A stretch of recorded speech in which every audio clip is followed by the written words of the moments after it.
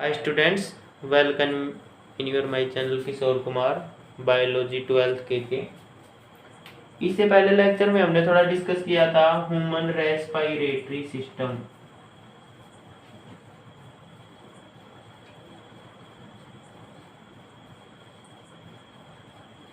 Respiratory system ने हमने यहाँ तक डिस्कस कर लिया था, जैसे ये नोज है,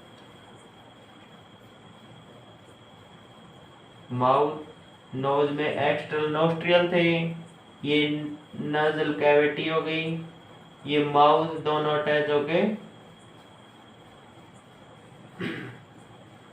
फेरिंग्स बना दिया। ये हो गई अपनी ट्रेकिया, और ट्रेकिया आगे जाके डिवाइड हो जाती है 2 पार्ट्स में, और ये जाती है दोनों के दोनों लंग्स में।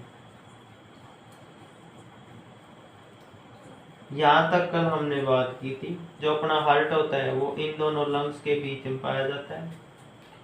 बात आ जाए कि हमारा लंग्स कहाँ पाए जाते हैं। लंग्स अपनी वक्स गुहा में पाए जाते हैं। ये एक कोमल लंग है, कोमल लंग है तो इसकी रक्षा के लिए पाया जाएगा इसमें एक फुफ्फुसीय द्रव। ये फुफ्फुसीय द्रव जो इसकी गार्ड करेगा, यानी रक्षा करेगा, भारी आघातों से रक्षा करेगा। ये फुफ्फुस द्रव है।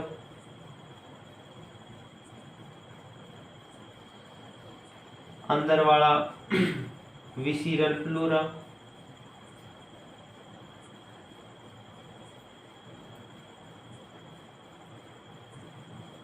बाहर वाला पैराइटल प्लूरा, पैराइटल प्लूरा। ये नाजल कैविटी,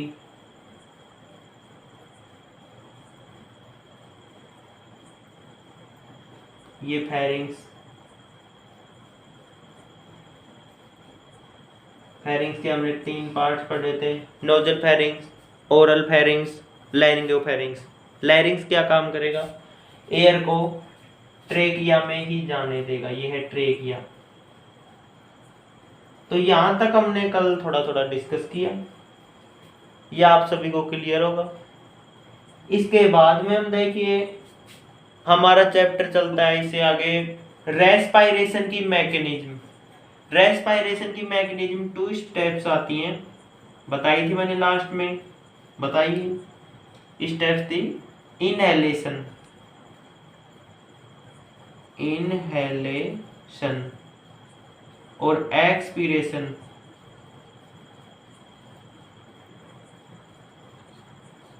निःश्वसन और ये उच्छ्वसन, अंदर लेना बाहर निकालना। ये स्टेप पढ़ने से पहले, ये प्रक्रिया पढ़ने से पहले, रेस्पिरेशन की प्रक्रिया पढ़ने से पहले अपने को कुछ स्टेप्स के बारे में डिस्कस करना हो, और वो स्टेप्स होंगी steps of respiration. Of respiration, ये रेस्पिरेशन की स्टेप्स होती हैं। नंबर फर्स्ट में आता है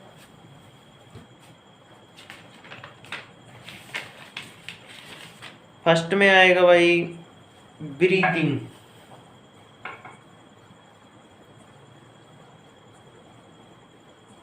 और ब्रीदिंग में आएगा इनहेलेशन और एक्सपीरेशन, निःश्वसन और उच्छ्वसन। ये हम यहाँ डिस्कस करेंगे। नंबर फर्स्ट स्टेप ये रेस्पिरेशन की। इसके बाद में आती है इंटरनल रेस्पिरेशन, इससे पहले आती है एक्सटर्नल रेस्पिरेशन।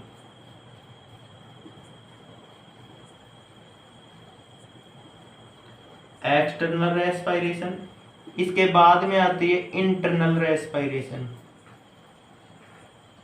Internal respiration. और फोर्थ स्टेप में आती है, फोर्थ स्टेप में आएगी सेलुलर रेस्पिरेशन।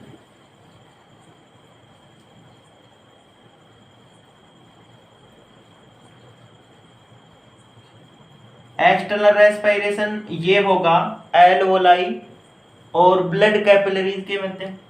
इंटरनल रेस्पिरेशन होगा ब्लड कैपिलरी और पर्टिकुलर सेल पर्टिकुलर टिश्यू के बीच में।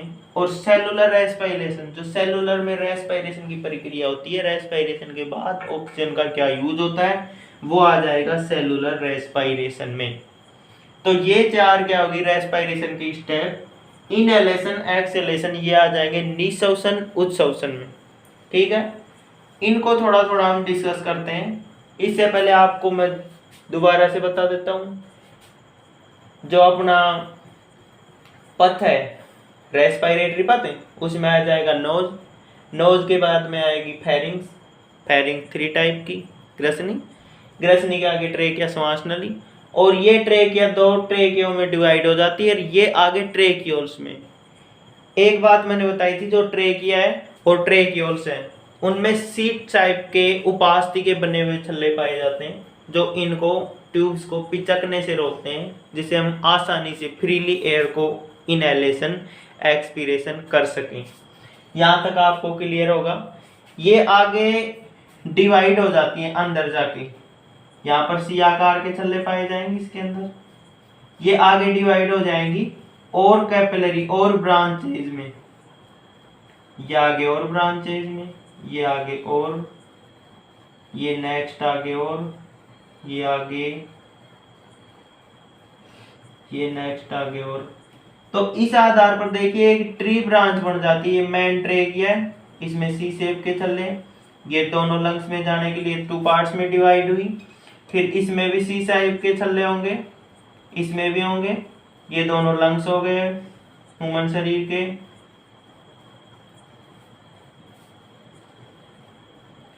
अब ये आगे डिवाइड हो रही है, ये 2 में हो गई, तो इसको तो बोलेंगे प्राइमरी या फर्स्ट श्वसनी, ये तो हो गई श्वास नली, ये फर्स्ट श्वसनी या ट्रेकियोल्स, ट्रेकियोल्स। फिर ये आगे डिवाइड हो जाती है, इसका डायमीटर भी कम हो जाता है, और ये और ब्रांच में डिवाइड, इसे बोलेंगे सेकेंडरी ट्रेकियोल्स। ये आगे और होती है डिवाइड, तो इसे बोलेंगे ट्राइनरी या टर्सरी ट्रेकियोल्स। इसके आगे क्वार्टनरी ट्रेकियोल्स, और लास्ट में आती हैं एल्वोलाई। ठीक है भाई, एल्वोलाई पाई जाती हैं, जो इसकी सरफेस है लंग्स की, इसके सरफेस पर एल्वोलाई पाई जाती है। दोनों लंग्स में देखे तो 60 लाख कूपिकाएं पाई जाती हैं एल्वोलाई। ठीक है, ये इसलिए पाई जाती हैं, देखिए अगर ये लंग्स ऐसा होता हमारे शरीर में, ऐसा ही होता, मान लो ऐसा एक गुब्बारे के जैसा, इसमें एयर आती जाती, इससे अटैच होती क्या अपनी ब्लड नलिकाएं या ब्लड वेसल, ब्लड केशिकाएं। तो इसमें क्या होता, ऑक्सीजन का और कार्बन डाइऑक्साइड का दोनों का जो ट्रांसपोर्टेशन है, ये ट्रांसपोर्टेशन है आसानी से नहीं हो पाता, यानी कम मात्रा में होता। अब देखिए एल्वोलाई में डिवाइड हो रही है, तो देखो ये छोटी छोटी एल्वोलाई 60 से 70 लाख, ये क्या होंगी, देखो इसका क्षेत्र देखो ये बहुत सारा हो गया, इसका, तो ये देखे तो बहुत सारा एरिया बना लेगी, बहुत सारा। एक तो इसके अंदर ही हो, एक तो इतने से एरिया के अंदर ही हो, कार्बन डाइऑक्साइड का आदान प्रदान, और इन सारी एल्वोलाई का ये क्षेत्र है ना, ये हम जोड़े तो ये बहुत सारा एरिया हो जाएगा। एग्जाम्पल देखे तो इसका एग्जाम्पल आया था अपने डाइजेस्टिव सिस्टम में, एलिमेंट्री कैनाल में और स्मॉल इंटेस्टाइन में। इसमें आया था स्मॉल इंटेस्टाइन में, उसमें ये आया था कि स्मॉल इंटेस्टाइन में रसांकुर पाए जाते हैं, विलायनुमा संरचना, जो इसको लार्ज सरफेस प्रोवाइड करते हैं, बड़ा क्षेत्र प्रोवाइड करते हैं, जिससे आसानी से बहुत सारा एब्जॉर्प्शन की प्रक्रिया हो जाती है। इसी प्रकार से यहाँ पर ये एल्वोलाई पाए जाते हैं, ये बहुत सारी एल्वोलाई होंगी तो बहुत सारा क्षेत्रफल प्रोवाइड करेंगी, जिससे बहुत सारी मात्रा में ऑक्सीजन बॉडी को प्रोवाइड होगी, और जितने भी ऑर्गन्स हैं उनको ऑक्सीजन प्रोवाइड करवाएगी।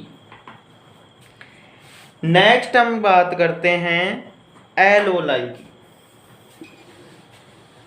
यहां तक आप सभी क्लियर हो गए?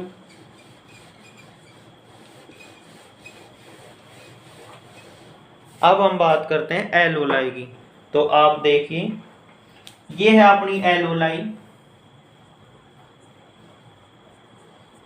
इसका जो व्यास होता है वो 0.2 mm और इसमें 0.2 म्यू एम के छिद्र होते हैं भाई। इन छिद्र का काम क्या है? जो ऑक्सीजन एंड कार्बन डाइऑक्साइड के लिए ट्रांसपोर्ट का हेल्प करते हैं, आसानी से ट्रांसपोर्ट हो जाए। और वो ट्रांसपोर्ट किसके अंदर होगा? ये एलोलाई है, इनके चारों तरफ पाई जाती हैं रक्त नलिकाएं। अब हमने पढ़ी थी रक्त नलिकाएं या रक्त वाहिनियां। रक्त वाहिनियां 3 टाइप की थी, कौन कौन सी? शिराएं, धमनिकाएं या धमनियां, और थी केशिकाएं। अब बात करते हैं केशिकाओं की। शिराओं का जो व्यास होता है उसके चारों तरफ जो लेयर पाई जाती है वो हार्ड होती है, इसकी भी हार्ड होती है। ये क्या होती हैं? ये पाई जाती है सल की उपकला। इस पर क्या पाई जाती है? ये सल की उपकला। ऐसे ही इन पर बहुत सारी ये पाई जाती हैं और ये एक दूसरे से जुड़ी हुई होती हैं। ये सल की उपकला क्या काम करती है? इसमें तो देखो 0.2 mm के छिद्र पाए जाते हैं। ये सल की उपकला क्या होती है? ट्रांसपोर्ट होती है। किसके लिए? गैसेज के लिए। तो इसके ऊपर पाई जा रही है। तो अपनी ऑक्सीजन एंड कार्बन डाइऑक्साइड, ये दोनों गैस है, ये तो वेस्ट गैस के रूप में एग्जिट होगी, अपने श्वसन पथ द्वारा बॉडी से एग्जिट हो जाएगी। कौन सी गैस है? CO2। और ऑक्सीजन को हम ले रहे हैं, श्वसन पथ द्वारा आ रही है, लास्ट में लंग्स में किसके अंदर आ गई? एलोलाई के अंदर। और एलोलाई से वो कहां पर? रक्त केशिकाओं में पहुंच जाएगी। रक्त अपने कंप्लीट बॉडी में सर्कुलेट होता रहता है। जिन जिन टिश्यू को, सेल को जो ऑक्सीजन की आवश्यकता होगी, ऑक्सीजन की आवश्यकता क्यों हो रही है उनको? क्योंकि उनकी उपापचय प्रक्रियाओं के लिए एनर्जी की आवश्यकता होती है। उन उपापचय प्रक्रिया में ऑक्सीजन चाहिए, जो क्या काम करती है? ग्लूकोज का विखंडन। कैसे? ग्लूकोज प्लस O2 क्या बनेगा? ATP। ATP क्या है? इसकी ऊर्जा। प्लस में वेस्ट गैस के रूप में CO2 बॉडी से श्वसन पथ द्वारा हम एग्जिट कर देंगे और एनर्जी को वो सेल यूज कर लेगी। ये सारी प्रक्रिया एक सेल, पर्टिकुलर एक सेल में हो रही है प्रक्रिया। ऐसे ही अपनी बॉडी बहुत सारी हजारों लाखों करोड़ों अरबों खरबों सेल से मिलकर बनी होती है। इन सब में यही प्रक्रिया होगी, उन सबको एनर्जी चाहिएगी। इस प्रकार से बहुत सारी मात्रा में क्या चाहिए इनको? ऑक्सीजन चाहिए। ठीक है।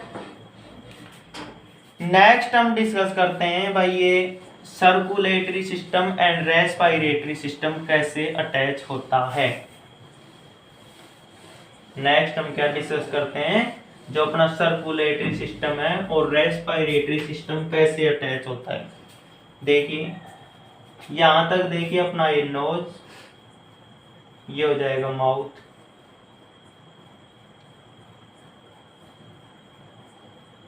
ये हो गई फेरिंग्स, और ये हो जाएगी अपनी ट्रेकिया। ट्रेकिया आगे जाके दोनों के दोनों लंग्स में पहुंच गई यहां तक। यहां पर होते हैं हमारे लंग्स, ये हो गए लंग्स। इन लंग्स के बीच में यहां पर होता है अपना हार्ट। ये क्या होता है? हार्ट। अब देखिए मैं हार्ट को यहाँ पर थोड़ा साइड में कर रहा हूँ, इसको दिखाई दे जाएगा ना यहाँ तक? आपको नहीं दिखाई देगा? साइड में कर लेते हैं हार्ट को। तो ये अपना हार्ट, हार्ट का डायग्राम बनाएं।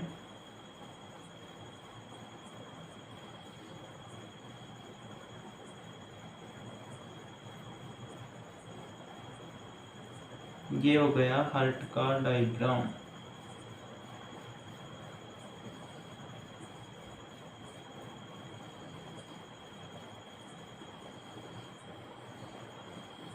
अब देखिए चार चैम्बर हो गए, एक ये एक ये एक ये एक ये, ऊपर वाले तो आलिंद आर्ट्रियम और नीचे वाले निलय वेंट्रिकल, ये आर्ट्रियम। क्लियर हो यहां तक? अब हम देखते हैं इसकी डायरेक्शन की बात करें। ये मेरा हैंड है राइट साइड का, ये है लेफ्ट साइड का, तो ये हो जाएगा दोनों पोर्शन राइट साइड, और ये हो जाएगा लेफ्ट साइड। अब आपको पता होना चाहिए जो लेफ्ट साइड है वो काम करता है ऑक्सीजनेटेड ब्लड के लिए, यानी शुद्ध ब्लड के लिए, O2+ के लिए। राइट है वो करता है CO2 यानी डीऑक्सीजनेटेड ब्लड के लिए। इसके पास डीऑक्सीजनेटेड ब्लड आता है, वो आता है कंप्लीट अपने शरीर से, यानी संपूर्ण बॉडी से। कहां से आ रहा? संपूर्ण शरीर। यहां तक आप सभी क्लियर हैं? संपूर्ण शरीर में कहां से आया? संपूर्ण शरीर में आया जो महाधमनी है। कहां से निकल रही है महाधमनी? ये है वेंट्रिकल। वेंट्रिकल कौन सा? लेफ्ट वेंट्रिकल से निकल के और कहां जा रही है? महाधमनी द्वारा संपूर्ण शरीर में। यहां पर पाए जाएंगे विभिन्न प्रकार की ब्लड केशिकाएं, धमनिकाएं। पहली धमनिकाएं होती हैं, फिर धमनिकाएं खुल जाती हैं ब्लड केशिकाओं में, और ये ब्लड केशिकाएं आगे जाके खुल जाती हैं किसके अंदर? सिरिकाओं में, और ये सिराएं आगे जाकर खुल जाती हैं किसके? महाशिरा में, और महाशिरा में राइट साइड के आर्ट्रियम में, राइट साइड के आर्ट्रियम से राइट साइड के वेंट्रिकल में ब्लड पहुंच जाता है। इस ब्लड में कार्बन डाइऑक्साइड की मात्रा ज्यादा है। ये पंप करेगा किसको? दोनों साइड के लंग्स को। ये एक फुफ्फुस धमनी जा रही है जो अपवाद के रूप में काम करती है। जैसे ही आपका सर्कुलेटरी सिस्टम आएगा उसमें हम और अच्छी तरीके से डिस्कस करेंगे। ये जा रही है दोनों के दोनों लंग्स को। ये देखिए दोनों लंग्स हो जाएंगे हमारे, ये दोनों लंग्स। ये आगे दोनों के दोनों लंग्स के लिए 2 पार्ट्स में डिवाइड हो जाएगी। यहाँ पे क्या होगा? क्या पाई जाती हैं? एलोलाई, जिसकी सरफेस पर, और इन एलोलाई के चारों ओर एक जाल सा बनाया था मैंने, ये एलोलाई, इसके चारों ओर एक जाल सा, वो किसका? ब्लड केशिकाएं, ब्लड कैपिलरी, ब्लड कैपिलरी। इन ब्लड कैपिलरीज में क्या होगा? ऑक्सीजन एंड कार्बन डाइऑक्साइड का ट्रांसपोर्टेशन होगा। ये ट्रांसपोर्टेशन होके कहां पर आएगा? वापसी ये ब्लड आ जाएगा, किसके द्वारा आ जाएगा? फुफ्फुसीय सिरा, या फुफ्फुसीय सिरा द्वारा आ गया दोनों लंग्स से। किसके अंदर आ जाएगा? ये आ गया लेफ्ट साइड के आर्ट्रियम में। लेफ्ट साइड का आर्ट्रियम पुश कर देगा इसको लेफ्ट साइड के वेंट्रिकल में, और वेंट्रिकल पुश कर देगा किसको? कंप्लीट बॉडी को। ऐसे ही ये सर्कुलेशन बार बार चलता रहता है। तो ऊपर वाले अलिंद, नीचे वाले निलय, ऊपर वाले अलिंद, नीचे वाले निलय, याद करने की ट्रिक है। लेफ्ट राइट करना है तो ये वाला राइट है तो राइट साइड का पोर्शन हो जाएगा, ये वाला लेफ्ट है तो ये हो जाएगा लेफ्ट साइड का पोर्शन। आपको इतना ध्यान होना चाहिए। जैसे ही वो सर्कुलेटरी सिस्टम आएगा मैं और डिस्कस कर दूंगा। तो देखिए ये प्रक्रिया बार बार होती रहती है अपनी बॉडी में। अब बात करते हैं हम, 4 स्टेप आई थी हमारी। फर्स्ट में तो कौन सी आई थी? ब्रीदिंग।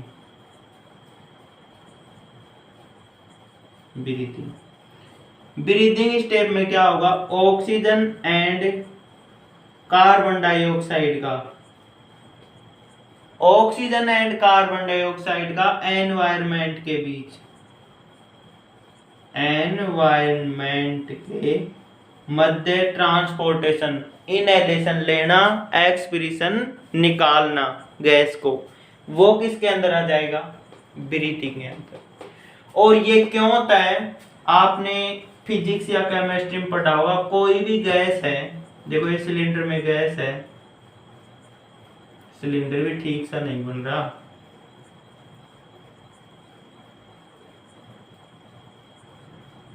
ये एक सिलेंडर है और इसमें गैस भरी हुई, ठीक है। तो ये गैस बाहर निकलती है भाई, क्यों निकलती है? यहाँ पर तो दाब इसका क्या है, ज्यादा है, और एनवायरमेंट में इसका दाब क्या है, यहाँ पर तो दाब क्या है, कम दाब, प्रेशर, और यहाँ पर दाब क्या है, ज्यादा है। तो ये कहाँ निकलेगी, बाहर निकलने की प्रयास करेगी, ठीक है। ऐसे ही स्टोरी इन लंग्स के अंदर होती है। एनवायरमेंट में ऑक्सीजन की मात्रा ज्यादा है और लंग्स हैं उनके अंदर कम है, ये आगे फैलते हुए इनहेलेशन एक्सप्रेशन की प्रक्रिया में और अच्छी तरीके से बताऊंगा। तो ये ऑक्सीजन है कहाँ एंटर करेगी, अपने रेस्पिरेटरी पथ द्वारा लंग्स में एंटर करेगी। साथ में हम बात करते हैं एक्सप्रेशन क्यों होगा, कार्बन डाइऑक्साइड की मात्रा लंग्स में ज्यादा हो जाती है, एनवायरमेंट में कम हो जाती है, तो ज्यादा से किधर जाएगा, कम की ओर, रेस्पिरेटरी पथ से बाहर निकलेगी क्या, कार्बन डाइऑक्साइड। इसलिए हम ऑक्सीजन को तो इनहेलेशन करते हैं, कार्बन डाइऑक्साइड को एक्सपीरेशन कर देते हैं। ब्रीथिंग में ये पढ़ेंगे और डिस्कस करेंगे। नंबर 2 स्टेप में आई थी अपनी एक्सटर्नल रेस्पिरेशन। एक्सटर्नल रेस्पिरेशन, ठीक है भाई। एक्सटर्नल रेस्पिरेशन में क्या होगा, जो हमारी एल्वोलाई है कहां पर होंगी, ये लंग्स में होंगी एल्वोलाई, और इनके चारों ओर क्या पाई जा रही है भाई, ये पाई जा रही है ब्लड कैपिलरी, एक जाल सा बना रही है, रक्त केशिकाएं, ये है रक्त केशिकाएं, और ये अपनी कूपिका। इनके बीच में ऑक्सीजन एंड कार्बन डाइऑक्साइड का ट्रांसपोर्टेशन हो रहा है, आ रही है, जा रही है। तो ये प्रोसेस यहाँ पर हो रही है ना, इसे बोलेंगे एक्सटर्नल रेस्पिरेशन, यानी कूपिका के मध्य और रक्त केशिकाओं के मध्य जो ऑक्सीजन एंड कार्बन डाइऑक्साइड का ट्रांसपोर्टेशन होता है उसे एक्सटर्नल रेस्पिरेशन कहते हैं। नंबर 3 में आएगा internal respiration. Internal respiration, internal respiration होगा जो हमारी ये सत्य रक्त केशिकाएं हैं, जो ट्रू रक्त केशिकाएं हैं, ये हैं रक्त केशिकाएं, और किन के बीच में, सेल्स के बीच में या कोई पर्टिकुलर टिश्यू हो, इनके बीच में ऑक्सीजन एंड कार्बन डाइऑक्साइड का ट्रांसपोर्टेशन हो रहा है, उसे हम बोल देंगे, इसको बोल देंगे हम क्या, इंटरनल रेस्पिरेशन। एक्सटर्नल कूपिका और रक्त केशिका, इंटरनल रक्त केशिका सेल या टिश्यू के बीच में ऑक्सीजन कार्बन डाइऑक्साइड का ट्रांसपोर्टेशन हो रहा है, उसे बोल देंगे हम इंटरनल रेस्पिरेशन। नंबर 4 में आता है सेलुलर रेस्पिरेशन।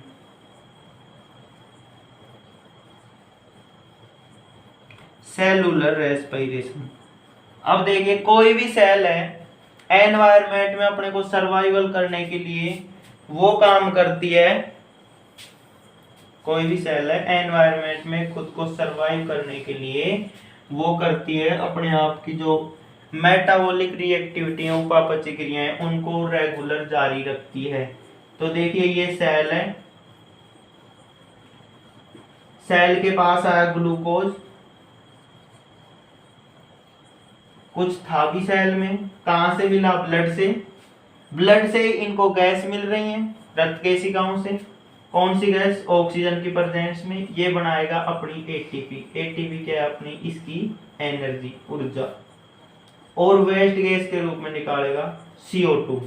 तो जो ये प्रोसेस हो रही है सेल के मध्य, यानी सेल के अंदर, मध्य नहीं सॉरी, सेल के अंदर ग्लूकोज का विघटन और ऑक्सीजन की उपस्थिति में कार्बन डाइऑक्साइड गैस निकल रही है, तो इसे हम बोल देंगे सेलुलर रेस्पिरेशन।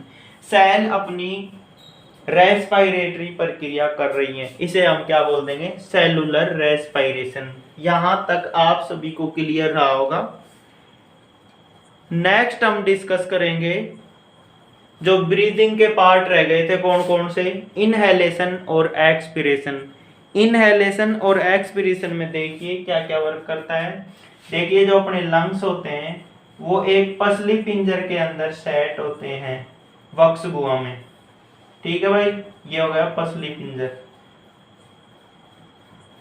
इस पसली पिंजर के हैं अंदर अपने लंग्स, ये रहे अपने लंग्स। ये लंग्स अटैच होते हैं इन पसली पिंजर से अंतरा परशुक पेशियां, ये है अंतरा परशुक पेशियां। ये पेशियां क्या करवाती हैं? संकुचन और शिथिलन, contraction and relaxation. Contraction relaxation ये मसल करवाती हैं, लंग्स का आयतन बढ़ाती हैं घटाती हैं, बढ़ाती हैं घटाती हैं से। तो क्या होगा? इनका आयतन बढ़ेगा, लंग्स का आयतन बढ़ेगा, और इसमें संकोचन में और रिलैक्शन में इसका आयतन क्या हो जाएगा? कम हो जाएगा, यानी गुब्बारे की भांति फूलेंगे, सिकुड़ेंगे। जब ये फूल रहे हैं तो यहाँ पर ऑक्सीजन की मात्रा कम हो जाएगी और एनवायरनमेंट में ऑक्सीजन की मात्रा ज्यादा है। मैं बार बार ये प्रक्रिया दोहराऊं तो ऑक्सीजन ज्यादा दबाव से यानी ज्यादा मात्रा से कम मात्रा की ओर प्रवेश करेगी। जब ये शिथिलन और कॉन्ट्रैक्ट यानी शिथिलन और शिथिल अवस्था में आ रहा है यानी संकुचित हो रहा है, तो यहाँ पर कार्बन डाइऑक्साइड की मात्रा ज्यादा, एनवायरनमेंट में कम, तो ये रेस्पिरेटरी पथ द्वारा अपनी बॉडी से एग्जिट कर जाए क्या? Carbon dioxide. इसको अच्छी तरीके से हम डिस्कस करेंगे नेक्स्ट लेक्चर में। ओके स्टूडेंट्स, मेरे चैनल को लाइक करें, शेयर करें, सब्सक्राइब करें। मेरा चैनल है बायोलॉजी 12 KK। Okay students.